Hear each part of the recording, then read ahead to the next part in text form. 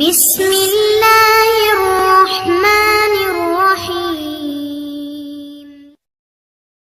அஸ்ஸலாமு அலைக்கும் வரஹ்மத்துல்லாஹி வபரகாத்துஹு. அன்பிற்குரிய சகோதர சகோதரிகளே, நீங்களும் ஆலிம்களாகலாம் என்ற இந்த தினசரி வகுப்பில் திங்கள் செவ்வாய் ஆகிய 2 நாட்கள் உலூமுல் ஹதீஸ் என்ற ஹதீஸ் கலை பற்றி நம்ம அறிந்து வருகிறோம். கடந்த சில நாட்களாக இந்த ஹதீஸ் நூல்கள் அதனுடைய வகைகளை பற்றி நம்ம உங்களுக்கு பட்டியலாக போட்டு வந்தோம். இந்த ஹதீஸ் நூல்கள் இல்லாமல் அறிவிப்பாளர்கள் இருக்காங்க இல்லையா, அவங்கள பற்றிய ஏராளமான வகையான நூல்கள் இருக்கிறது. அவற்றையும் உங்களுக்கு ஒரு பட்டியலாக சென்ற வாரம் போட்டோம். ஆனால் அந்த பட்டியலையே ஒவ்வொன்றாக வாசித்து சென்றால் அது முடிவதற்கு ஒரு 4-5 வாரம் ஆகிவிடும். அதனால் இந்த பட்டியல்களை உங்களுக்கு என்ன செய்கிறோன்னு கேட்டால் பிடிஎஃப்பில் அனுப்பிடுறோம். இன்ஷா அல்லாஹ் அன்றைக்கி உங்களுக்கு அனுப்பிடுவோம். அதை வைத்து என்ன செய்யுங்கன்னா, இப்படியெல்லாம் நூல்கள் வருதுங்கிறத நீங்கள் தெரிஞ்சு கொள்ளுங்க. இந்த பட்டியல் சம்பந்தமாக சுருக்கமான ஒவ்வொரு நூலையும் வாசித்து சொல்லாமல் சுருக்கமாக மாத்திரம் விவரத்தை சொல்லிடுவோம்.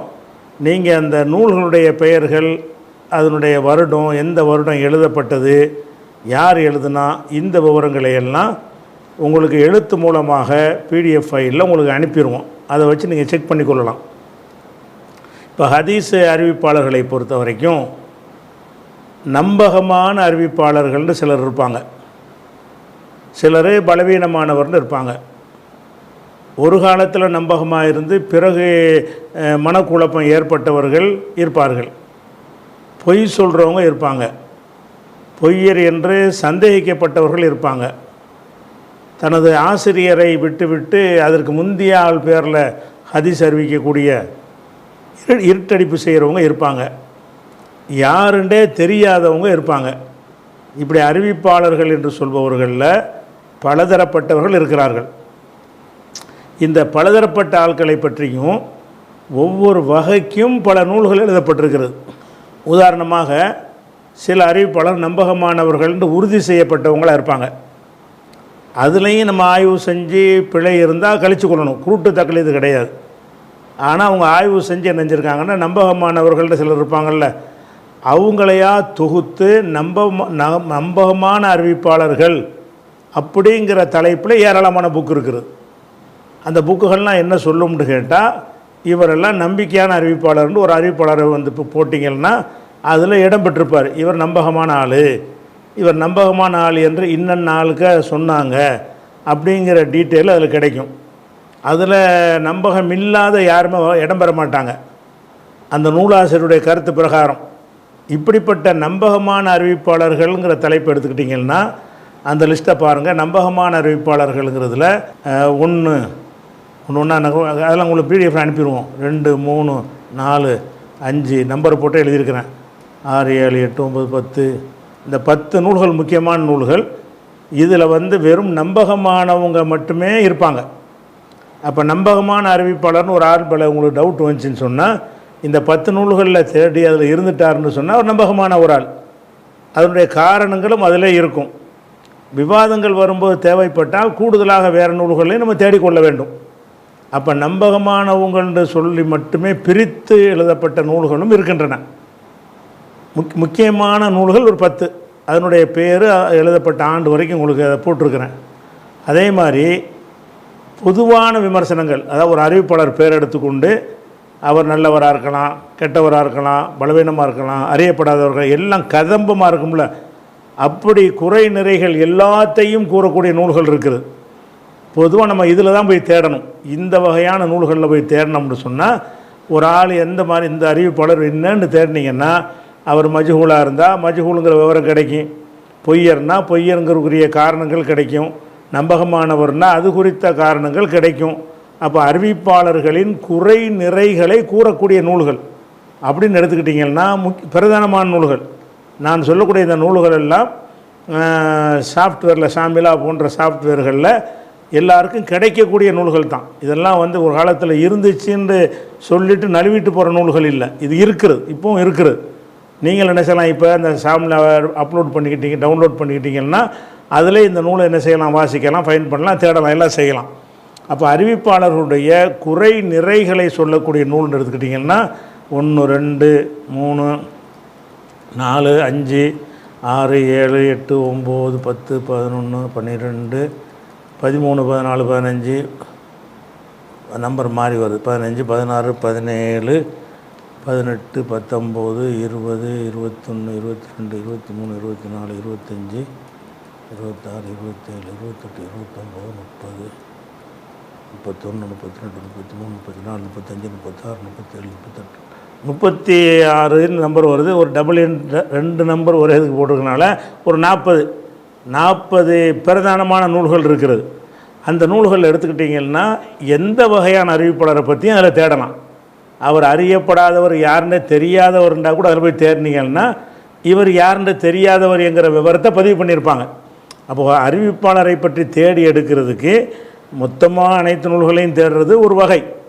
அப்படி நூற்றுக்கணக்கான நூல்களில் தேடுவதற்கு சிரமப்பட்டோம்னு சொன்னால் நம்ம எந்த வகையான அறிவிப்பாளரை நம்ம தேடிக்கிட்டு இருக்கிறோம், அந்த மாதிரியான தலைப்பில் போய் என்ன செய்யணும். இந்த பொதுவான நூல்கள் இது, இந்த 40 நூல்கள் என்னது பொதுவானதுன்னா என்ன அர்த்தம்னா, நம்பகமானவங்க இருப்பாங்க, பொய்யர்கள் இருப்பாங்க, பலவீனர்கள் இருப்பாங்க, யாருன்னு தெரியாதவங்க இருப்பாங்க, மூளை குழம்பி போனவங்க இருப்பாங்க. இப்படியான பலரை பற்றிய விவரங்களும் மொத்தமாக கதம்பமாக ஒரு கிடைக்கக்கூடிய நூல்கள் ஒரு சுமார் 40 கிட்ட இருக்கிறது. அப்போ இந்த வகைக்கின நூல் எழுதியிருக்கிறாங்க. அதே மாதிரி இந்த பலவீனம், இட்டு கட்டுறது, இட்டு கட்டுபவர் என்று சந்தேகிக்கப்படுறது, இந்த குறைபாடு உள்ளவர்கள் அப்படின்னே நூல்கள் இருக்குது. அந்த நூலில் என்ன இருக்கும்னா நல்லவங்களை பற்றி இருக்காது, நம்பிக்கையானவர்களை பற்றி இருக்காது.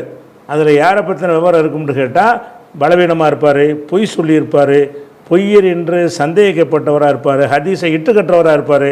இப்படிப்பட்டவர்களை கொண்ட லிஸ்ட்டையே தனித்தனி நூல்களாக பலர் ஆக்கியிருக்கிறாங்க. அந்த நூல்களை போய் தேடினீங்கன்னா இந்த மாதிரி ஆட்களுடைய விவரம் தான் கிடைக்கும். அந்த மாதிரியான நூல்கள் எடுத்துக்கிட்டிங்கன்னா அது ஒரு பெரிய லிஸ்ட்டே இருக்கிறது. அது மாதிரி ஒரு 7 பிரதான நூல்கள் இருக்கிறது. இந்த மற்ற இன்னும் நிறைய நூல்கள் இருக்கிறது, கதம்பமாக உள்ள நூல் இருக்குது, அதில் இதெல்லாம் சேர்த்து கிடைக்கும். இது என்னென்னு கேட்டால் பொய்யர், இட்டு கட்டுறவர் என்கிற ஒரு தன்மையில் உள்ள நூல்கள்னால் முக்கியமான பிரதானமான நூல்களாக ஒரு 7 நூல்கள் இருக்கிறது.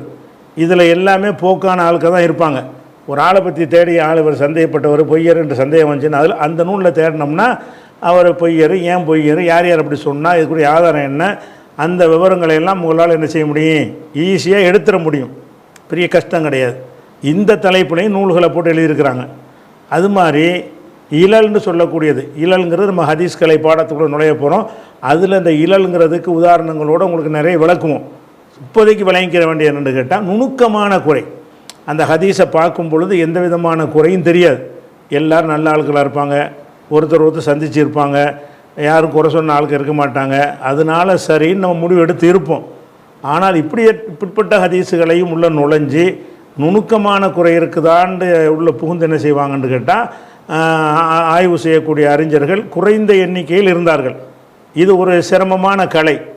இந்த மாதிரி செய்கிறதா இருந்தால் ஒரு ஹதீஸை சொல்லும் பொழுது அந்த ஹதீஸுடைய கருத்துப்பட எத்தனை ஹதீஸ் இருக்கோ அம்புட்டையும் திரட்டி வைத்து கொண்டு அதில் அதை ஒப்பு நோக்கி கம்பேர் பண்ணி இந்த 10 ஹதீஸை பார்க்கும் பொழுது இந்த 9க்கு இது மாற்றமாக வர்றதுனால இது சரியில்லை, அதான் சரி, இப்படியெல்லாம் என்ன செய்வாங்கன்னு கேட்டால் நுணுக்கமான குறைன்னு அதில் இருக்காது குறை, வேறு ஒன்றோட கம்பேர் பண்ணும்போது அந்த குறை வெளிப்படும். அதனால அதுக்கு பேர் நுணுக்கமான குறை. அதிலேயே குறை தெரிஞ்சிருச்சுன்னு சொன்னால் இவர் சரியில்லைன்னா அதிலே தெரிஞ்சு போச்சு, இவரை சந்திக்கலைன்னா அதிலே உள்ள குறை. இதில் என்னென்னு கேட்டால் எல்லாமே கரெக்டாக இருக்கும். ஆனால் வேறு அறிவிப்பாளர்கள் வேறு ஹதீஸுகளை எல்லாம் திரட்டி பார்க்கும் பொழுது இதில் இந்த ஹதீஸில் ஒரு பிரச்சனை இருக்குது அப்படின்னு நிறுவுவாங்க. அது ஏற்கத்தக்கதாக இருந்தால் நம்ம ஏற்றுக்கிறணும். அந்த மாதிரி குறைபாடுகளுக்கு இல்லத்துன்ற பேர்.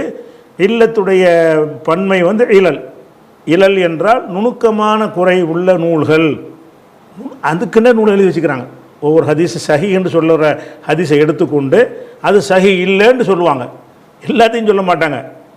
அந்த மாதிரி தன்மையில் உள்ள ஹதீஸுகளை எடுத்து இது எல்லோரும் சஹிங்கிறாங்க, அப்படி தான் தெரியுது, பார்த்தா தெரியுது, உள்ள நுழைஞ்சு பார்த்தா அது சைகா இல்லை அப்படின்ட்டு எழுதக்கூடிய நூல்களுக்கு பேர் இலல். இந்த இலல்ங்கிறதுக்கு எவ்வளோ எழுதியிருக்கிறாங்க? எக்கச்சக்கமாக எழுதியிருக்கிறாங்க. இலல்ங்கிற பேரில் 1 2 3 4 5 6 7 8 9 10 11 12 13. ஏன்னா உங்களுக்கு எழுத்தில் இருந்தால் நீங்களே பேரை பார்த்துக்கலாம்ல. நான் பிரிண்ட் உங்களுக்கு அனுப்பிடுவேன். 16 17 18 19 20 21 22 24 26 27 28 29 நூல்கள் பிரதானமான நூல்கள். இந்த இப்போ 29 நூல்களும் எதை சொல்லும்னு கேட்டால், வெளிப்படையாக பல அறிஞர்கள் சரியான ஹதீஸ்ன்னு சொல்லி இருப்பார்கள். அது இன்னும் ஆழமாக பார்க்கும்போது அது சரியில்லாமல் இருக்கும். அதை காரணகாரியத்தோடு விளக்குற நூல்கள் என்கிற வகையிலேயே ஒரு பிரபலமான நூல்களே ஒரு 29 இருக்குது. இது இலல் சம்பந்தப்பட்ட குறைபாடு இருக்குமான்னு டவுட் பண்ணி ஒரு ஹதீஸ் சைகன் இருக்கிறது. இந்த 29 நூலில் ஒரு ஃபைண்ட் பண்ணி அடித்து பார்த்துக்கிட்டோம்னு சொன்னால் நமக்கு தெரியாத குறை இருந்துச்சுன்னா அதில் சொல்லிடுவாங்க. அதை வச்சு நம்ம என்ன செய்யலாம்னா அதை தவிர்த்துக்கலாம். அதுக்காக உள்ளது. அது மாதிரி அறிவிப்பாளர்களுடைய பெயர்கள் இருக்கு பாருங்களேன். அரபுகள்கிட்ட அந்த பேரோட மட்டும் அறியப்பட மாட்டாங்க.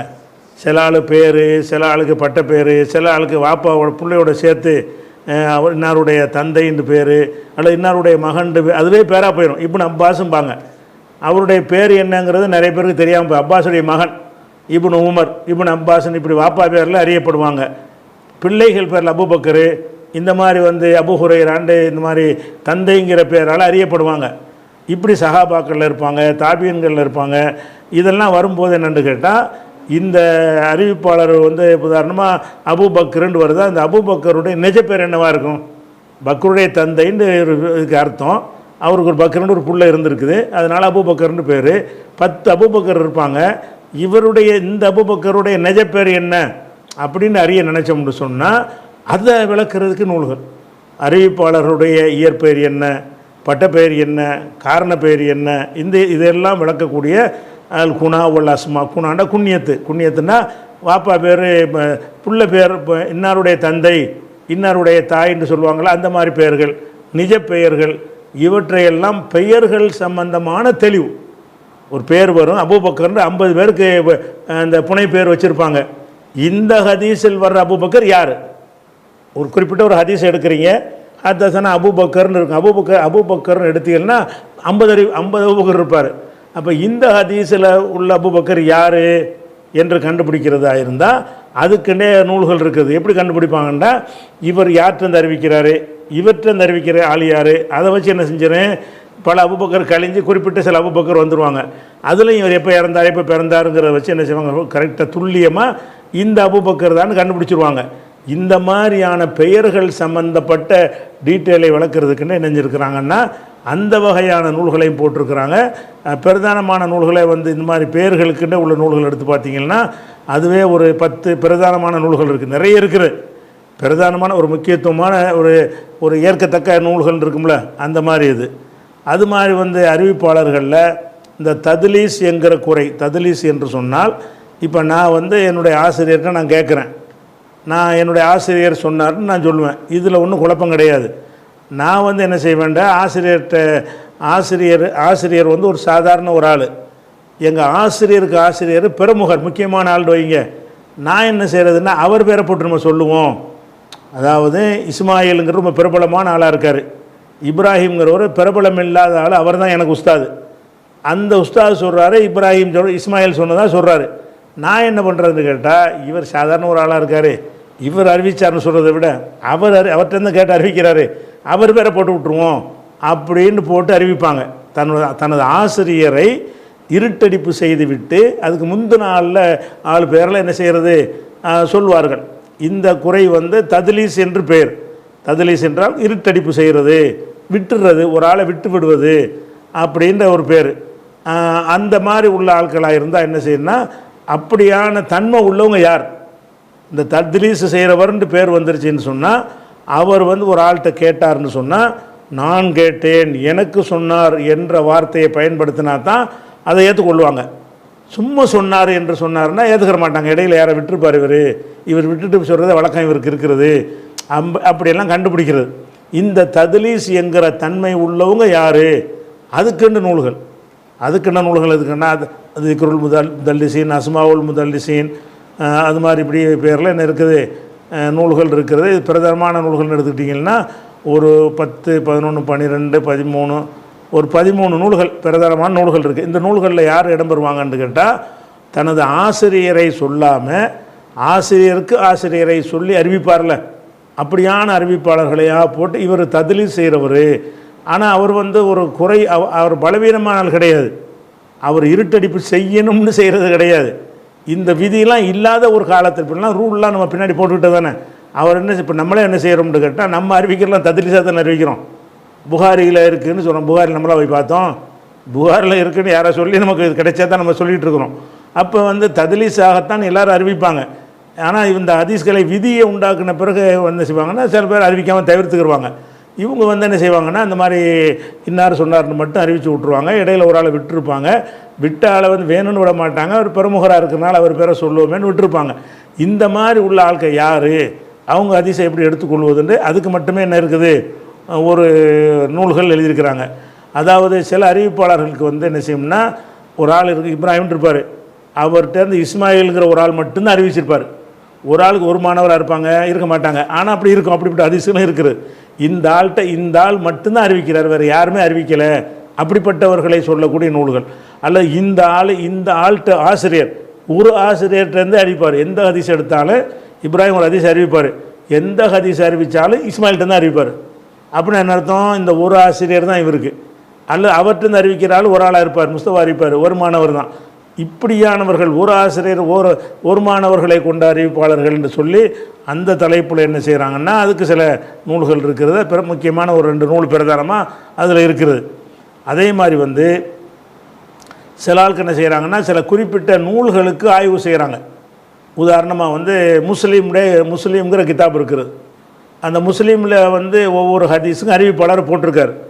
முஸ்லீமுடைய எல்லா அறிவிப்பாளர்களும் சரியா என்று சொல்லி முஸ்லீம் நூலை மட்டுமே ஆய்வு செஞ்சு முஸ்லீமுடைய அறிவிப்பாளர்கள் அப்படின்னு போட்டுருவாங்க. அதில் அந்த நூலில் போய் முஸ்லீமில் உள்ள அறிவிப்பாளரில் ஒரு சம்பந்தமான ஒரு விவரம் வேணும் என்று சொன்னால் அந்த புக்கில் தேடலாம். இதெல்லாம் பிந்தி வந்தவங்க ஆய்வு செஞ்சு என்ன செய்கிறது சொல்கிறது. இது 428 ஒருத்தர் இது செய்கிறார் முஸ்லீமுக்கு.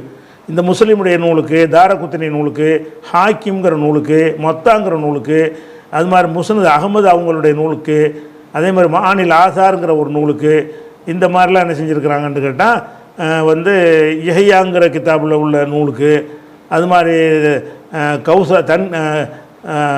தனீபில் கௌசரின் ஒரு ஆளுடைய நூலுக்கு, திராயா அப்படிங்கிற நூலுக்கு, இந்த மாதிரி நூல்களில் எல்லாம் வரக்கூடிய அறிவிப்பாளர்களை பற்றின ஃபுல் டீட்டெயில் கிடைக்கும். அப்போ குறிப்பிட்ட நூல் மொத்தாவோட உள்ள மொத்தாங்கிற வருது, அதில் ஒரு அறிவிப்பாளர் வருது. இந்த அறிவிப்பாளர் எல்லா நூல்லையும் இங்கே நீங்கள் போய் தேடாமல் மொத்த அறிவிப்பாளருக்குன்னே மெனக்கட்டு எழுதியிருக்கிறாங்கல்ல, அதில் போய் தேடணும்னு சொன்னால் ரொம்ப ஆயிரக்கணக்கானதில் தேடுவதை விட 50 தேடுவது ஈஸி தானே. சரசரன் அந்த லிஸ்ட் உங்களுக்கு கிடைச்சிடும். அந்த மாதிரியான நூல், குறிப்பிட்ட நூலின் அறிவிப்பாளர்கள், ஒருத்தர் புகாரி அறிவிப்பாளர்கள்னு எழுதுவார், ஒருத்தர் முஸ்லீம் அறிவிப்பாளர்னு எழுதுவார், ஒருத்தர் ஹாக்கிம் அறிவிப்பாளர்னு எழுதுவார். அதில் ஹாக்கிமில் உள்ள அறிவிப்பாளர்களை பற்றின விவரம் மட்டும்தான் இருக்கும். இப்படியாக எழுதப்பட்ட பிரதானமான நூல்கள் எடுத்துக்கிட்டிங்கன்னா அது ஒரு 17-18 நூல்கள் பிரதானமாக இருக்குது. அதே மாதிரி ஒவ்வொரு ஆசிரியர்களும் நூலாக எழுதுவதோடு என்ன செய்வாங்கன்னா மாணவர்களுக்கு அவங்க சந்தேகங்கள் கேட்கும்போது வாய்மொழியாக சில விளக்கங்களை சொல்லுவாங்க. இந்த அறிவிப்பாளர் பற்றி என்ன நினைக்கிறீங்க அப்படின்ட்டு ஒரு மாணவர் ஆசிரியர்கிட்ட கேட்பார். அந்த ஆசிரியர் சொல்வார், அந்த அறிவிப்பாளர் இந்த மாதிரி ஒரு ஆள் அப்படின்னு வாய்மொழியாக சொல்வார். இவர் எழுதி வச்சிருக்க மாட்டார், மாணவர் தான் எழுதுவார். இப்படி ஆசிரியர்கிட்ட கேள்வி கேட்டு அவர் அளித்த பதிலை மாணவர்கள் குறித்து கொள்வார்கள்ல. அப்படி குறித்து கொண்ட மாணவர்கள் என்ன செய்கிறாங்கன்னா தங்களுடைய ஆசிரியர்கிட்ட கேட்ட கேள்விக்கு உள்ள பதில்கள் என்று சொல்லி அதை ஒரு நூலாக நிறைய பேர் எழுதியிருக்கிறாங்க. இப்போ என்கிட்ட கேட்டவர் என்கிட்ட கேட்ட கேள்வின்னு என்ன செய்வார், ஒரு புத்தகத்தை எழுதுவார். உங்கள்கிட்ட கேட்டவர் உங்கள்கிட்ட கேட்ட அந்த கேள்விகளுக்கு எழுதுவார். இந்த மாதிரி சுவாலாத்துன்னு இதுக்கு பேர். இந்த மாதிரியான பேரில் ஒவ்வொரு அறிஞர்கள்ட்டையும் அவருடைய மாணவர்கள் கேட்டு பதிவு செஞ்ச விஷயங்களை அந்த மாணவரே எழுதுவார். அல்லது மாணவரிடமிருந்து கேட்டு அவருடைய மாணவர் யாராவது என்ன செய்வாங்க, எழுதுவாங்க. இப்படி கேள்விக்கு பதிலாக அறிஞர்கள் சொன்னது. அந்த அறிஞர்கள் எழுத்து வடிவில் சொல்லியிருக்க மாட்டார்கள், செவி வாய் வழியாக சொல்லியிருப்பார்கள், அதை எழுத்து வடிவமாக ஆக்கியிருப்பார்கள். அந்த மாதிரியான நூல்கள் நிறைய இருக்கிறது. அதில் பிரதானமான நூல்னு எடுத்துக்கிட்டிங்கன்னா அதில் வந்து 13, 14, 15, 16, 19, 21, 22 நூல்கள் நம்மள்கிட்ட உள்ளதில் இருக்குது. இன்னும் சிலது இருக்கும். நம்ம இவ்வளோதான் முடிஞ்ச முடிவுன்னு கிடையாது. நமக்கு கிடைத்த நூல்கள் இவ்வளவு. அந்த மாதிரி அதான் ஆசிரியர்கிட்ட கேள்வியாக கேட்ட நூல்கள்னு வச்சுருக்கிறாங்க. அதை மாதிரி பிரபலமான அறிஞர்கள் இருப்பாங்க இல்லையா, சில அறிஞர்களுக்கு வந்து உதாரணமாக அறிவிப்பாளர் வர பட்டியல் 10 நூலில் போய் பார்த்தீங்கன்னா யாரை பற்றியும் ஃபுல் டீட்டெயிலாம் இருக்காது. அகமது இப்னு ஹம்பல்னு போய் பார்த்தா கூட என்ன இருக்கும்னு கேட்டால் அவர் பிறந்தது வளர்ந்தது அந்த அவர் எழுது நூல் இப்படி 2-3 வரி தான் இருக்கும். அறிவிப்பாளர் பட்டியலில் ஒவ்வொருத்தருக்கும் முழு வரலாறு எழுதுனா வால்யூமாக போயிடும். அதனால் என்ன செய்கிறாங்கன்னா அறிஞர்களாக இருந்திருப்பாங்கல்ல அவங்களுக்கு மட்டும் முழு வரலாறு எழுதியிருப்பாங்க, சும்மா துணுக்கான வரலாறு இல்லாமல். அந்த மாதிரி உள்ள நூல்கள் நிறைய இருக்கிறது. உதாரணம் புகாரி, முஸ்லீம்னு சொன்னால் அவங்களுக்கு சில வரலாறு அந்த மாதிரி அறிஞர்களையா தொகுத்து எழுதுவாங்க இல்லையா, அது மாதிரியான நூல்கள் எடுத்துக்கிட்டிங்கன்னு சொன்னால் அதுவும் நிறைய இருக்கிறது. அது மாதிரி அதே மாதிரி அது 2 நூல் பிரதானமான நூல் இருக்குது. அது மாதிரி வந்து சில ஆளுக்கு ஆரம்பத்தில் நம்பிக்கையான ஆளுக்கு இருந்திருப்பாங்க. ஒரு 70 வயசு ஆன பிறகு மூளை குழம்பி போயிருப்பாங்க. அவங்க யாருன்னு அறியணும். ஏன்னு கேட்டால் 70 வயசுக்கு பிந்தி அறிவிச்சது தள்ளிடணும், 70 வயசுக்கு முந்தி அறிவிச்சதை ஏற்றுக்கிறணும், எப்போ அறிவிச்சாருன்னு தெரியலைன்னா பெண்டிங்கில் வைக்கணும். இப்படின்னு அதுக்கு ஒரு விதி இருக்கிறது. அந்த விதிக்கேற்ப என்ன செய்வாங்கன்னு கேட்டால் அந்த மூளை குழப்பம் ஏற்பட்டவரா இல்லையான்னு ஆய்வு செய்வாங்க. இதை போய் ஆய்வு செய்ய சிரமப்பட வேண்டியதில்லை. முதுமையில் மூளை குழப்பம் மறதி ஏற்பட்டவர்கள் அப்படிங்கிற தலைப்புலையே பலர் நூல் எழுதியிருக்கிறாங்க. அதில் என்ன விவரத்தை கொண்டு வருவாங்க, எந்தெந்த அறிவிப்பாளர்கள் வந்து கடைசி காலத்தில் வந்து கொஞ்சம் குழம்பி விட்டார்களோ அப்படிப்பட்டவருடைய விவரங்களை பூரா அதில் குறிச்சிருப்பாங்க. அந்த மாதிரி நூல்கள் எடுத்துக்கிட்டிங்கன்னா சுமார் ஒரு 3 முக்கியமான நூல்கள் இருக்கிறது. வேறு பொது நூல்களும் இந்த டீட்டெயில் கிடைக்கும், பிரித்து இப்படி எழுதியிருக்கிறாங்க. அது மாதிரி உள்ள விஷயம். அதே மாதிரி நல்ல அறிஞர்கள் பற்றிய நூல்கள் என்று சொல்லி அது வந்து ஒரு 4-5 நூல்கள், ஒரு 6 நூல் முக்கியமான நூல்கள் இருக்குது. அதே மாதிரி வந்து ஒரு அறிவிப்பாளர்கள் இருக்காங்கல்ல அவங்க வந்து எப்போ மரணித்தாங்க என்பது இந்த ஹதீஸ் கலையில் தேவையான ஒரு தகவல். அது அப்போ தான் ஒருத்தர்கிட்ட கேட்டிருக்காரான்னு முடிவு பண்ண முடியும். முந்தி செத்தவர் பிந்தி உள்ளாட்ட கேட்க முடியாதுல்ல. அப்படின்னா என்ன செய்யணும்னா ஒரு அறிவிப்பாளர் வந்தார்னா இவர் எப்போ இறந்தார் என்பது அந்த அறிவிப்பாளர் சங்கிலி தொடர் அறிந்து கொள்வதற்கு தேவையான ஒரு குறிப்பு. அது வந்து என்ன செய்கிறாங்கன்னா அறிவிப்பாளருடைய மரணத்தை சொல்வதற்குன்னே புத்தகம் எழுதியிருக்கிறாங்க. அதில் என்ன இருக்கும்னு கேட்டால் இப்ராஹிம் ஈசான்னு போட்டு இவர் மரணித்த ஆண்டு இதுன்னு போட்டிருப்பாங்க. அவ்வளோதான். ஒவ்வொரு அறிவிப்பாளருக்கும் எதுக்கெல்லாம் மரணித்த ஆண்டு கிடைக்கிறதோ அதை எழுதுவதற்குன்னே பல பேர் என்ன செய்யிருக்காங்க, மெனக்கட்டு நூல்கள் எழுதியிருக்கிறாங்க. அந்த மாதிரி அறிவிப்பாளர்களுடைய மரணத்தை சொல்லக்கூடிய நூல்கள், முக்கியமான நூல்கள் 4 இருக்கிறது. இன்னும் நிறைய இருக்கிறது. அதே மாதிரி வந்து தான் அறிவித்த ஹதீஸை தானே மறந்துடுவார் அப்படிங்கிற தலைப்பில் என்ன செய்ய ஒரு நூல் தான் கிடைக்கிறது. நிறைய இருக்குதுன்னு சொல்கிறாங்க. அப்போ அவரே அறிவிச்சிருப்பார், 5 வருஷம் கழிச்சு நான் எப்போ அறிவித்தேன்னு கேட்பார். இப்படியானவர்களே ஒரு பட்டியலை போட்டு வச்சுருக்கிறாங்க. அதுக்கடுத்து வந்து இட்டு கட்டுறது மட்டும் பலவீனம் கிடையாது, இட்டு கட்டியவர்களை பற்றின குறிப்பு மட்டும் தரக்கூடிய நூல்கள்னு சில நூல்கள் இருக்கிறது. அது ஒரு 7, 8, 9, 10, 11, 12, 13, 14, 15, 16, 17, 19 ஒரு 19 நூல்கள் என்ன இருக்குதுன்னு கேட்டால் எல்லாம் துணிஞ்சு போய் சொல்கிற ஆளுக்க, ஹதீஸில் இல்லாத துணிஞ்சு இட்டு கட்டுற ஆளுக்க. இப்படிப்பட்டவர்கள் பற்றிய குறிப்புகள் இடம்பெற்ற நூல்கள்லாம் தனியாக இருக்கிறது. அதுக்கடுத்து ஹதீஸுடைய தொகுப்பு நூல்கள் இருக்குல்ல, தொகுப்பு நூல்னு சொன்னால் ஒவ்வொரு நேரடியாக சனதை வச்சு அறிவிக்க மாட்டாங்க. பல ஹதீஸ் நூல்களை எடுத்து தலைப்பு வாரி இவங்க தொகுப்பாங்க. புகாரில் 4 ஹதீஸு, முஸ்லீமில் 4 ஹதீஸு, திருமதியில் 2ன்னு இப்படி எடுத்து போட்டு என்ன செய்வாங்க, தலைப்பு வாரியாக தொகுக்குவாங்க. அந்த தொகுக்கிற நூல்களில் உள்ள அறிவிப்பெல்லாம் கரெக்டாண்டு சொல்லக்கூடிய அதுக்கு இந்த ஆய்வு செஞ்ச நூல்கள்லாம் இருக்கிறது. அப்படிப்பட்ட நூல்களில் வந்து நிறைய எழுதியிருக்கிறாங்க. அது மாதிரி ஒரு நூலும் ஒன்று இருக்குது. அது மாதிரி முருசலான ஹதீஸ், முருசல்னு சொன்னால் சஹாபி இல்லாதவர் என்ன செய்வார், அந்த செய்தி அறிவிப்பார், சஹாபி விடுபட்டு போயிருக்கும். அப்படியான ஹதீஸுகள்னு 2 நூல்கள், முக்கியமான நூல்கள் இருக்குது. அதுக்கடுத்து ஒருவர் சஹாபியாக இல்லையான்னு கண்டுபிடிக்கணும்ல. இப்போ ரசூல்லா சொன்னாங்கன்ட்டு வர்ற அந்த முதல் அறிவிப்பாளர் இருக்கார்ல, அவர் சஹாபியாக இருந்தால் தான் அது ஹதீஸ் ஆகும். அவர் சஹாபி இல்லாத ஒருத்தர் ரசூல்லா சொன்னாங்கன்ட்டு ஆள் அறிவிச்சார்னு வைங்க, அது வந்து விடுபட்ட ஹதீஸில் வந்துடும். ரசூல்லா சொல்லாத அவருடைய சொந்த விடுபட்டதாக போயிடும். அப்படின்னா நபித்தோழரான்னு கண்டுபிடிக்கணும். கண்டுபிடிக்கிறதுக்கு என்ன இருக்குன்னா, யார் யார் நபித்தோழர் ஒரு பேரை போட்டு ஒரு ரசூல்லா சொன்னாங்கன்ட்டு ஒருத்தர் அறிவிக்கிறார், அறிவிப்பாளர், இவர் சஹாபியா தாபியான்னு முடிவு பண்ணணும். எங்கேருந்து முடிவு பண்ணுறது? அதுக்கு நூல்கள் இருக்குது. இந்த நூல்களில் போய் தேடினீங்கன்னு சொன்னால், அந்த பேரை போட்டு தேடினா இவர் சஹாபி தான், அவரை பற்றின எவ்வளோ விவரங்கள் கிடைச்சிதோ அதை எழுதி வச்சுருப்பாங்க. அப்போ சஹாபாக்களை பற்றின முழு வரலாறு கிடையாது. இவர் இந்த ஆண்டு பிறந்தார், இத்தனை வருஷம் அதாவது இஸ்லாத்தை ஏற்றுக்கொண்டார், இன்னென்ன போரில் கலந்து கொண்டார், இவர் ஒரு ஹதீஸை மட்டும்தான் அறிவிச்சிருக்கிறாரு, இவர் சஹாபி என்பதில் சந்தேகம் இருக்கிறது, உறுதி செய்யப்படவில்லை, இப்படின்னு பல குறிப்புகள் இருக்கும். ஒன்லி நோட்ஸ் தான். இந்த மாதிரி நோட்ஸு சொல்லக்கூடிய சஹாபாக்களாக இல்லையான்னு கண்டுபிடிக்கக்கூடிய நம்ம தேடி என்ன செய்யணும், கூடுதல் விவரங்களை அறிந்து கொள்ளணும். அப்போ நபித்தோழர்களை கண்டறிகிற நூல்கள் இருக்குது. அந்த மாதிரி நூல்கள் எடுத்துக்கிட்டிங்கன்னா பிரதானமான நூல்களாக ஒரு ஃபேமஸான ஒரு மக்களால் ரொம்ப அறியப்பட்ட நூலாக, அறிஞர்களால் அறியப்பட்ட நூலாக ஒரு 17 நூல்கள் அளவுக்கு இருக்கிறது. இதெல்லாம் உங்களுக்கும் கிடைக்கும், எனக்கும் கிடைக்கும். சாஃப்ட்வேர் மூலமாக இலவசமாக கிடைக்கக்கூடிய நூல்கள் தான் இதெல்லாம். அதுக்கப்புறம் ஹதீஸுடைய அருஞ்சொல் பொருள். ஹதீஸில் வழக்கமாக பயன்படுத்துகிற சாப்பிட்டான் குடித்தான்ங்கிறதெல்லாம் வழக்கமான சொற்கள். இதுலெல்லாம் சண்டை வராது. என்ன அர்த்தம்ன்று ரசூலுல்லாஹ் ரொட்டி சாப்பிட்டார்கள்னு வந்தால் ரொட்டின்னா என்னென்னு சர்ச்சையாக நடக்கும். ரொட்டி எல்லாருக்கும் தெரியும். சாப்பிட்டாருன்னா என்ன அர்த்தம்னு யாருக்கா சர்ச்சை பண்ணுவாங்களா? பண்ண மாட்டாங்க. அப்போ வழக்கமாக நடைமுறையில் உள்ள சொற்களையும் ரசூலுல்லாஹ் பேசியிருப்பாங்க. நடைமுறை இல்லாமல் ரொம்ப கவிதைகளில் வரக்கூடிய அரிதான சொற்களையும் பேசியிருப்பாங்க. அந்த அரிதான சொல் ஹதீஸில் வரும்போது சாதாரண மக்களுக்கு அது அர்த்தம் விளங்காது. இந்த அரிதான சொல்லுக்கு என்ன அர்த்தம்னு அந்த கிதாபில் தேடு, இந்த கிதாபில் தேடுன்னு சொல்லி அகராதி கிதாபில் போய் தேடிக்கிட்டு இருக்காமல் அந்த ஹதீஸில் உள்ள அருஞ்சொற்களுக்கு என்ன அர்த்தம் கொடுக்குறதுன்னு சொல்லி ஹதீஸுகளை வச்சியே அல்ல குர்ஆன் வசனத்தை வச்சியே என்ன செய்வாங்க, விளக்கி இருக்கிறாங்க. ஹதீஸுகளில் ஒரு அரிதான சொல் ரேராக பயன்படுத்துவாங்கள்ல, அந்த மாதிரி ஒரு சொல்லை நீங்கள் பார்த்தீர்கள்னு சொன்னால் அதுக்குண்டே நூல்கள் இருக்குது.